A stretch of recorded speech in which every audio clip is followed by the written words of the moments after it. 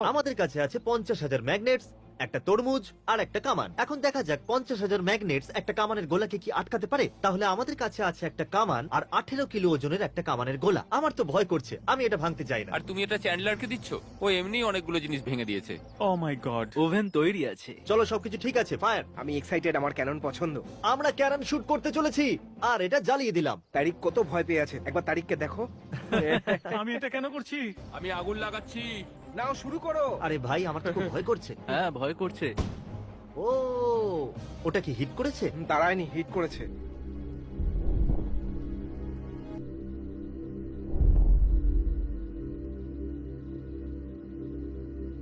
তাহলে তরমুজ আর ম্যাগনেটও কামানের গোলাকে আটকাতে পারলো না। কি?